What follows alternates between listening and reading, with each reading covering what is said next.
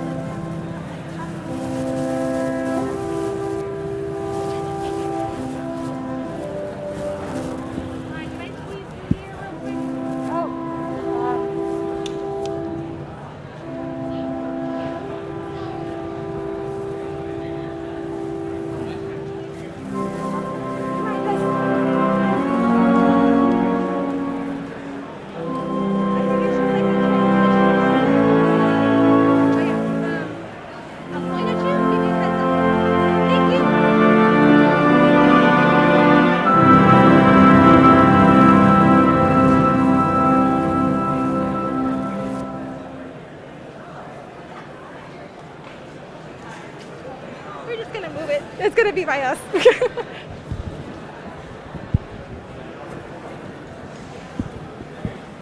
Ta-da! Is that better? Oh, okay. It was just a distance. Yeah. I don't know.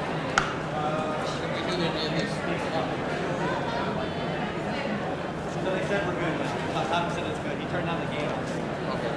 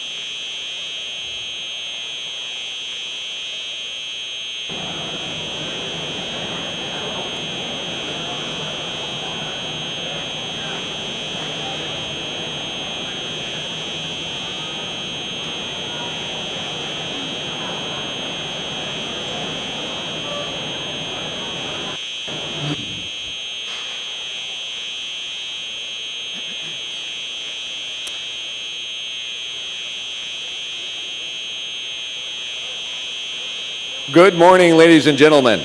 Welcome to today's joint United States Navy National Park Service Pearl Harbor Remembrance Ceremony.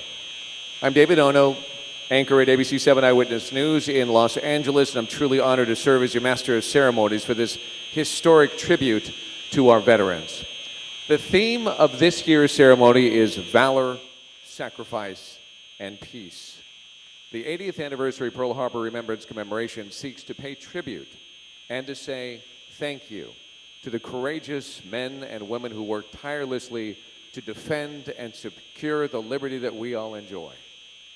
Today we pay tribute to those members of the greatest generation who rose to the challenge, beginning with that horrific day here at Pearl Harbor, December 7th, 1941.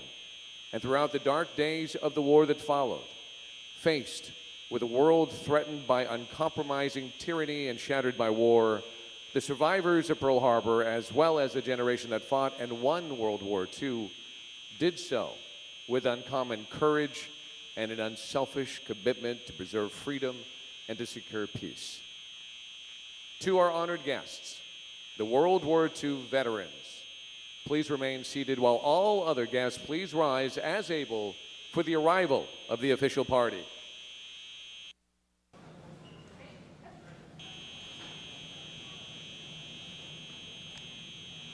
The official party for today's ceremony includes Mr. Tom Leatherman, Superintendent, Pearl Harbor National Memorial, National Park Service.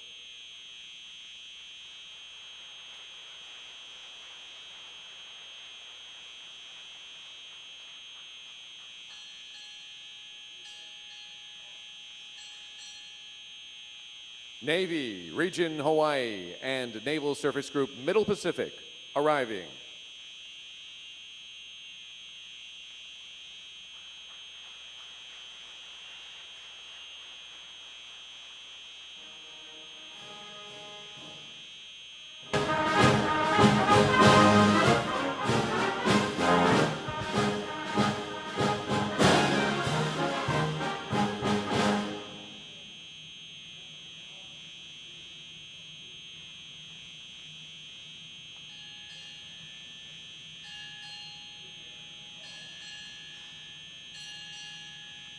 The Honorable Carlos Del Toro, Secretary of the Navy, arriving.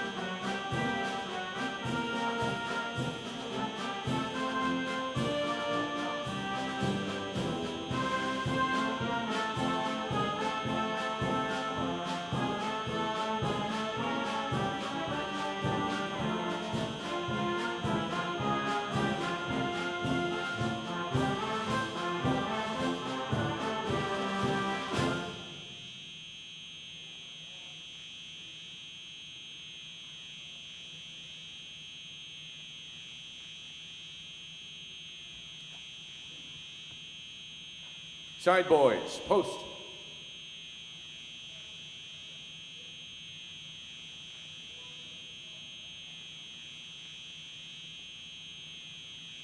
Guests, please be seated. Ladies and gentlemen, it is customary on December 7th that we observe a moment of silence at 7:55 to commemorate the beginning of the attacks on Oahu. We will pay tribute to the 2,403 service members and civilians who lost their lives on that calm Sunday morning 80 years ago today. At 7:55, USS Chung Hoon will sound her ship's whistle to begin that moment of silence. So ladies and gentlemen, at this time, please bow your heads as we observe that moment of silence to honor the events that occurred at this very moment 80 years ago today.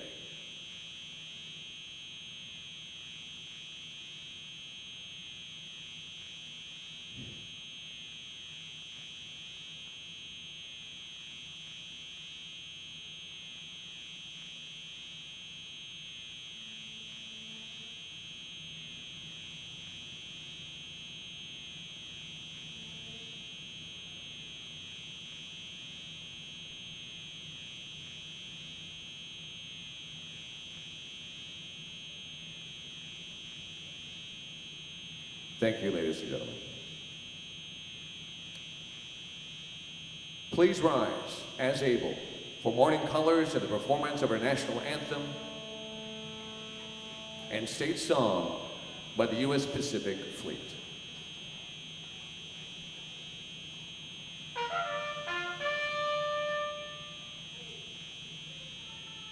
Color Guard, parade the colors.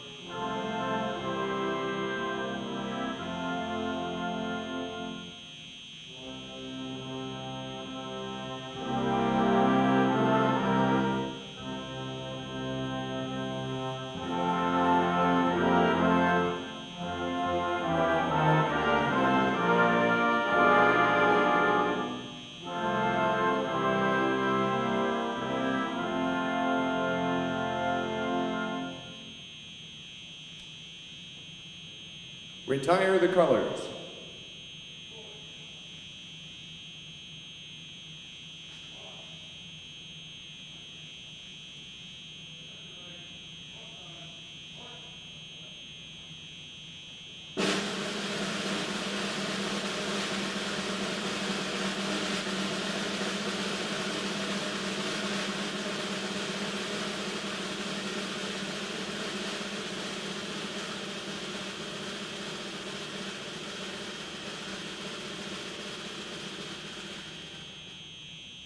Guests, please be seated.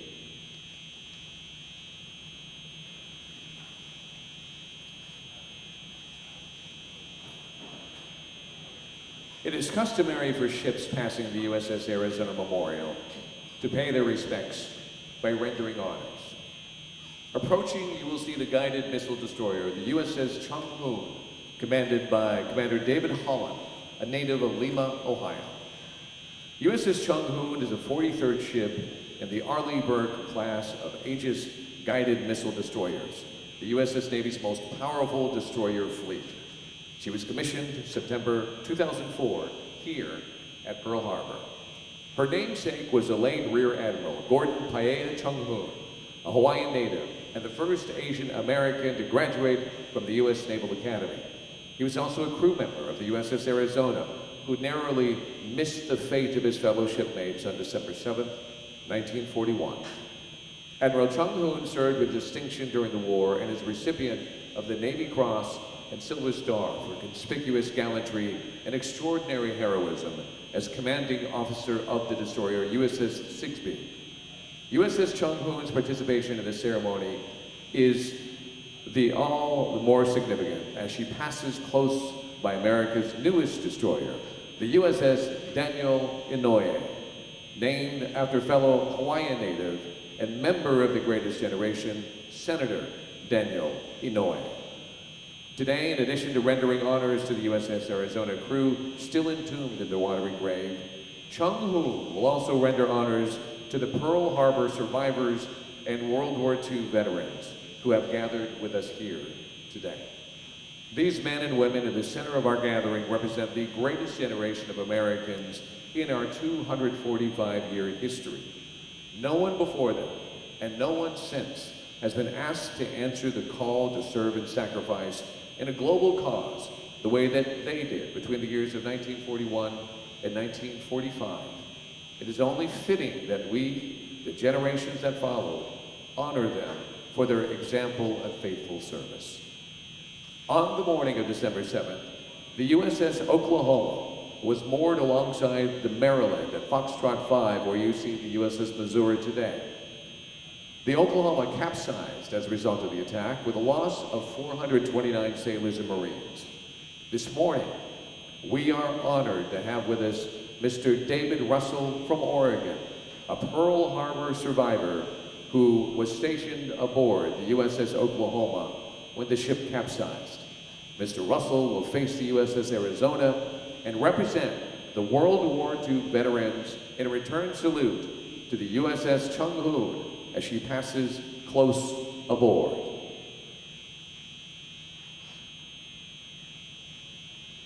Mr. Russell, hand salute.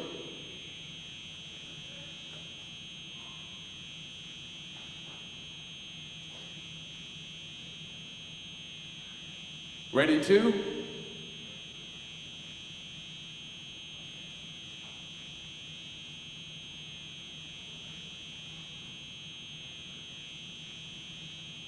Carry on.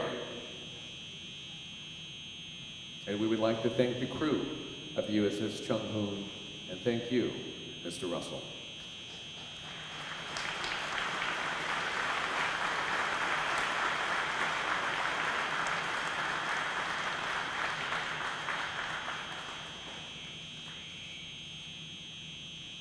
In the Hawaiian culture, the religious leader of spiritual advisor is known as kahu.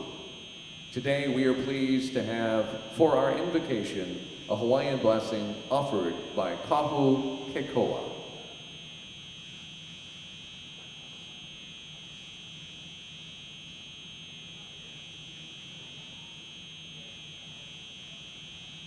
Aloha kahiaka kako aloha.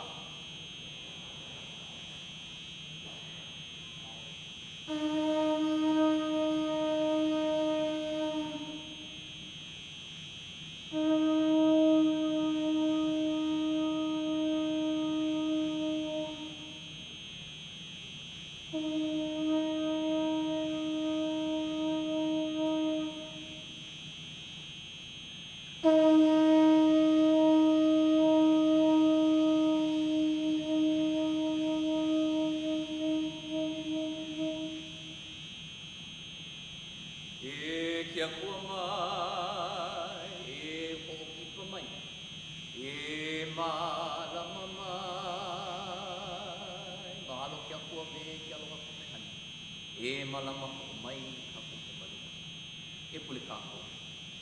Ke mahalo nei no i oe kia kua o i loko o Yesu Kristo.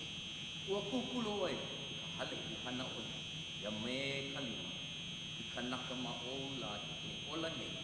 Ki mahalo nei no kou ka hea ana, ia mako a i ilo no kononi.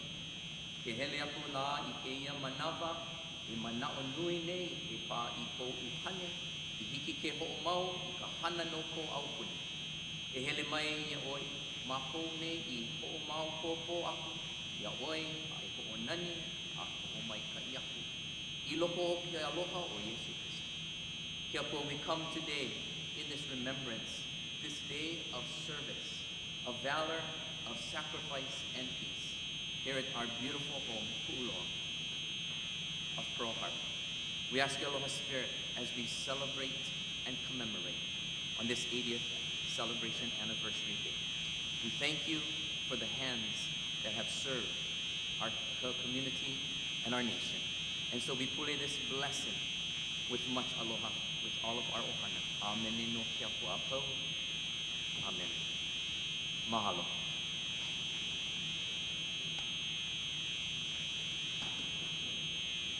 Thank you, Kahu Hikoa.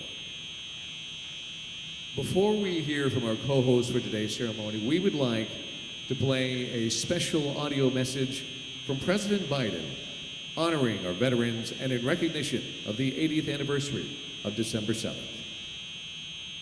Hey everyone, and thank you for participating in Beyond Pearl Harbor. December 7th, 1941 is still that day that lives in infamy 80 years later. I'll never forget visiting the USS Arizona Memorial 10 years ago. Pay my respects to the 2,403 patriots who lost their lives in that terrible December day. 1,177 on the Arizona alone. Seeing those names described in the marble, sprinkling flower petals into the sea, I brought my granddaughter, Naomi, with me, because we must always remember what Pearl Harbor meant for our country, generation after generation. To honor those who perished, salute the courage of the greatest generation who stood to defend our nation and our values in the world. And remember, all that came after that fateful day. Not only our entrance into World War II, the enormous sacrifices we made as a nation, and the hard-fought victory by our allies, but also decades of diplomacy and international leadership that followed to rebuild a world devastated by war, transform forever former enemies into close allies, and create a rules-based international order that spurred more than 7 decades of relative peace, unprecedented economic growth, and undreamed-of human innovation. So today, as we once more commemorate the courage and sacrifice of those who fought and died in the attacks on Pearl Harbor, we remember the debt we owe all those who put themselves on the line for our freedom. God bless you all, and may God protect our troops. Thank you, Mr. President, for your kind words. Today's event allows us, the generation of the 21st century, to recognize, honor, and give thanks to the generation of military veterans and civilians who served during World War II. Their lives and their legacy will never be forgotten. We are grateful to have over 100 veterans in attendance with us today from all around our great nation to commemorate Pearl Harbor Remembrance Day and to honor us with their presence and their stories.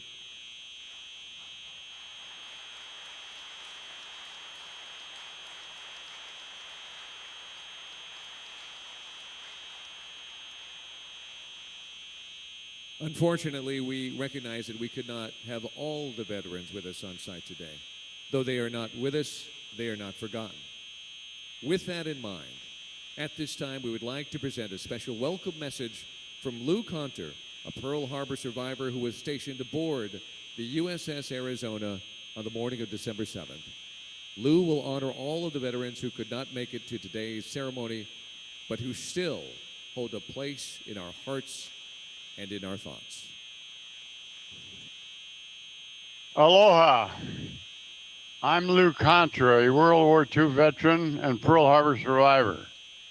Thank you for inviting me to participate from California. Every year we honor the heroes who lost their lives on December the 7th, 1941. Over the course of 2 hours, more than 2,400 servicemen and civilians were killed.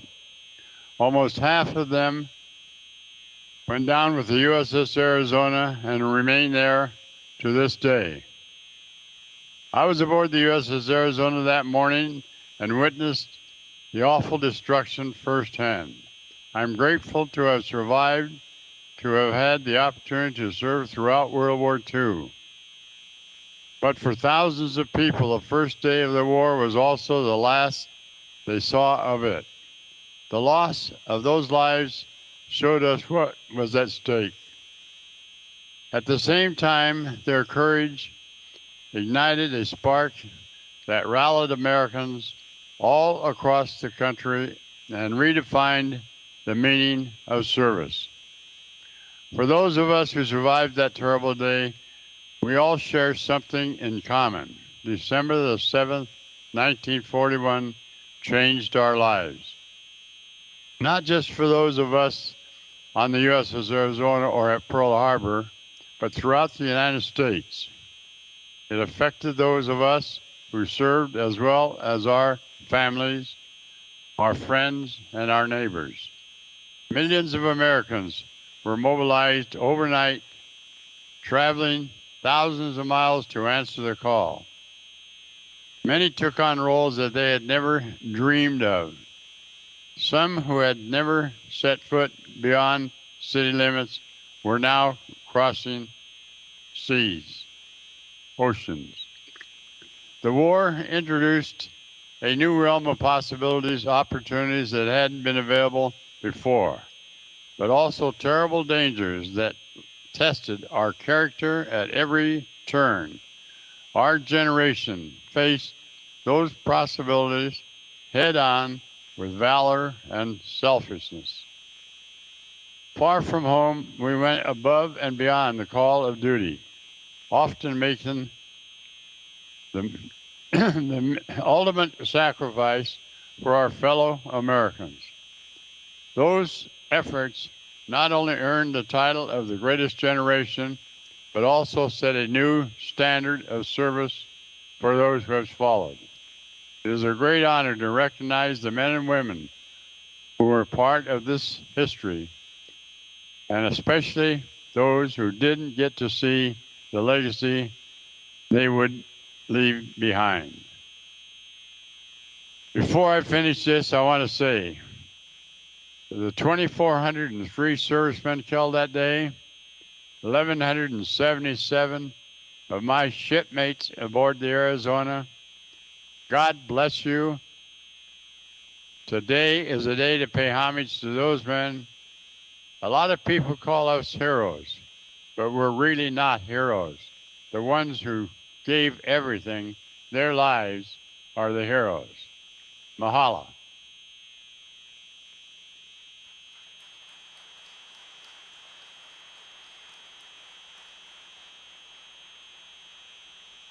We are grateful to Lou Conter for taking the time to share his thoughts with us on this important day. Well, today's National Pearl Harbor Remembrance Day commemoration is co-hosted, as it has been since 2005, by the National Park Service and the United States Navy. Here to share an official welcome on behalf of the National Park Service is Tom Leatherman, Superintendent of the Pearl Harbor National Memorial. Mr. Leatherman has been working for the Department of the Interior for over 32 years, starting as a biological science intern at Pinnacles National Park in 1989 while still in college. Most recently, Mr. Leatherman served as superintendent at 4 National Park Service historic sites in the San Francisco East Bay, Eugene O'Neill National Historic Site, John Muir National Historic Site, Port Chicago Naval Magazine National Memorial, and Rosie the Riveter World War II Homefront National Historical Park. In October of this year, he arrived on Oahu as the new superintendent of the Pearl Harbor National Memorial. Please welcome Mr. Tom Leatherman.